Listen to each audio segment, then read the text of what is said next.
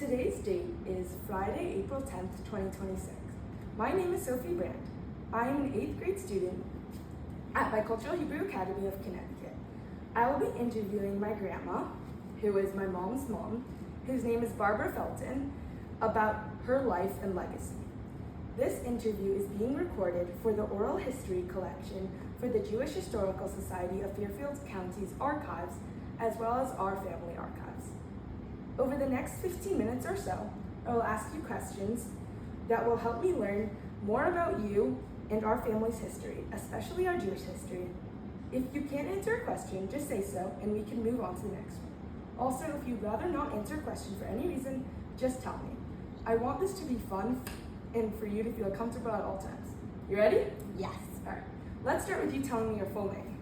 My name is Barbara Joyce Slutsky Felton. Who are you named after? I am named after my mother's father. And do you have a Hebrew name? Yes. Bracha. Bracha? Wow, that's a pretty name. In this class, we've been learning about the immigration of Jews to the U.S. and other places. Do you know where your parents or family immigrated from? Yes, I do. My father immigrated from what was a little town called Slutsk, which was near Minsk in White Russia, as it was referred to, in 1912, before the Russian Revolution. And his father had left he and his sister and mother in Russia when he came to the United States, and then sent for them to come out of Russia, which they did in a hay wagon stacked with hay, and they ended up on the White Star Line and came into New York Harbor. And we recently had his name engraved on the Statue of Liberty under the White Star Line, and his name. Oh, wow, really? For posterity, yes. Wow, it's amazing. I know that. Before they immigrated to the United States, did they talk about what life was like before they left? Do you have any stories about Jewish life there? I only have the stories from my father. So it wasn't while he was still there, it was, once he became my father. And which gave us a very interesting twist on becoming religious people. Because my father, once he got to the United States, was had just really been turned off by religion because of the things he saw there, the pogroms. And so all growing up, he would tell my sisters and I that organized religion might not be the best thing in the world for people. And I honestly grew up hearing that all the time. I also grew up having him say, never sign anything, never sign any document. Somebody could find you through that, so never ever sign anything. I really think I never signed anything in my life. So he was really, quite affected by leaving his little shtetl of Slutsk and ending up in Englewood, New Jersey. His father had become one of the founders of Congregation Ahavath Torah, which still is very active in Bergen County, New Jersey, in Englewood Cliffs. So religion became something in our family with my father was, it might not be the greatest thing in the world. And he, as my mother, used to argue about, are we going to shul or not? And, so this is everything I heard for many, many years of my life. Wow, that's very interesting. Did your parents or anyone in your family experience or were they affected by the Holocaust or pogroms, and how so?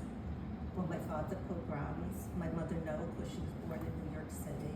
But we did take in distant relatives, Regina and Emil Mashman, who came to live with us and were sponsored in Englewood, New Jersey, when they came over from fleeing the Holocaust. And where were they living in Europe? In Europe, I'm not sure where they were living. Can you tell me anything about your family's immigration to the United States? Who came over and like when? Do you know why they left and where they came from and where they settled in and what it was like? Yeah, I think we actually mentioned this already. Yeah. My father came from Russia and went through, finally got to Belgium where he got onto that White Star Line. So, where exactly that shtetl was, it's near Minsk, Russia. Okay. This is really great background. Thank you so much. Now, do you have an artifact? I do have an artifact. Oh, thank you. Can you pull that up on your phone?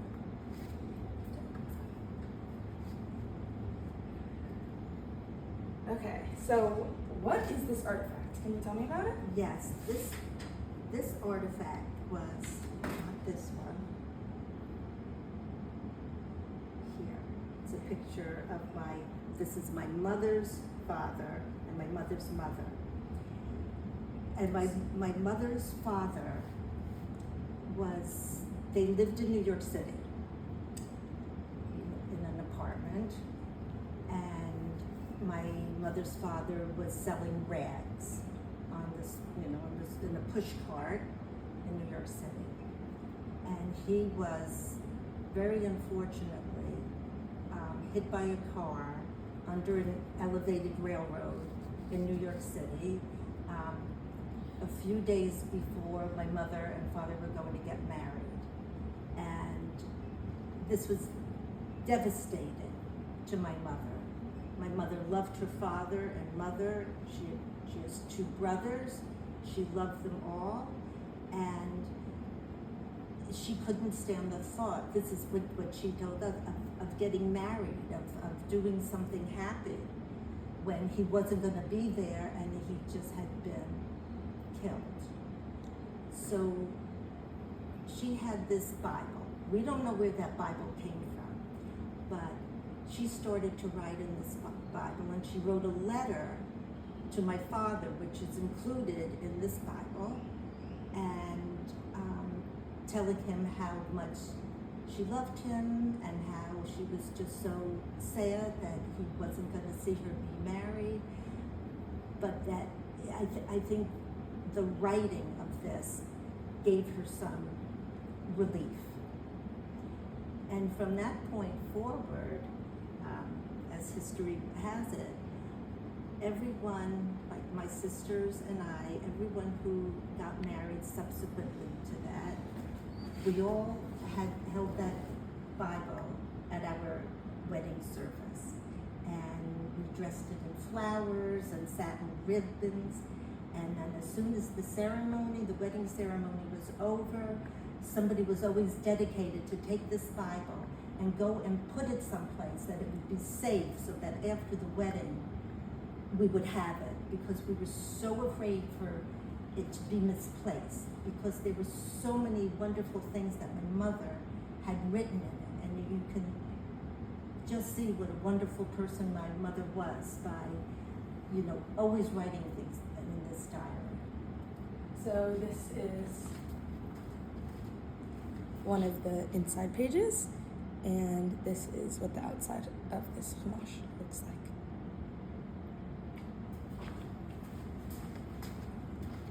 Well, that is very, very amazing. Now I'd like to ask you a few questions about your life growing up. Yes. So, where did you grow up and who did you live with? Okay, I grew up in Harrington Park, New Jersey, which is in Bergen County, and I have two older sisters. One is 10 years older, so I really didn't get to see her that much. The other one is 3 years older, and we are very, very close. Tell me something about your school life, like your favorite teacher, your favorite subject. Like, I know I really love like history. Well, that's so funny because I was going to say that's definitely my favorite. English and history. I love that. And I went to a little elementary school, K through 8, in Harrington Park, New Jersey. And then I went to a regional high school. And it was very pleasant, pretty much very idyllic. And when were you a teenager, did you have like a bar mitzvah? I did not. And I'll tell you why I did not. It's an interesting part of my growing up. My sister Susie, who's the second of us, developed polio in towards the end, 1954 or 53. And our whole family world changed because of that. It was the polio pandemic, and people just didn't know what to do. They had sick children, so I had a sick sister, but I just grew up then knowing that I just wanted to help her. If she was unable to walk, well then I would go get her ice cream. And if she wanted to play a game, then I would go get the game and we would play the game. That very, very much influenced my entire life, but also my religious life, because my parents were only wanted to uncover anything that may help my sister fighting this polio. So although both of my sisters had gone to religious school, and my oldest sister had been bat mitzvah, I didn't get any of that because, it was very expensive to kind of get some of these treatments that, you didn't know whether they were actually going to work or not, but my parents would not give up. They would absolutely not give up. So when I would have been going to, religious school or, a nursery school, in a Jewish temple, none of that ever happened. And I had wonderful, wonderful parents, and I would never, ever say that they didn't make the right choice, that they should have used their money to send me to a religious school versus helping my sister. Well, thank God that she can walk and she survived. Thank goodness. Yeah. And now I'd like you to pick your favorite Jewish holiday and describe how you and your family celebrate it. Jewish holiday. I think of my family because there was always this contention between my mother and father of whether we were going to go to temple or not, or synagogue or not. So I think I would have to say I thought Hanukkah would be my favorite holiday. Yeah, that's the classic answer. Did anyone in your family serve in the military? My uncles, my two uncles, were in World War II. One was on Normandy Beach on D-Day, and the other was with Patton's army in Africa. Oh wow, that's so interesting. What was he doing in Africa? Stationed there? Stationed there, and ready to attack Italy at any moment. How did you meet Poppy? How did I meet Papa or Poppy? Poppy. Poppy. Who is her husband? I said, who is her husband? Yes. I met Poppy in Princeton, New Jersey, where my oldest sister lived, and I came to visit her, and she had invited this person over, and I didn't know who he was, but then I learned that maybe he came to see if he liked one of the Slutsky girls. And I think I can say he liked one of the Slutsky girls.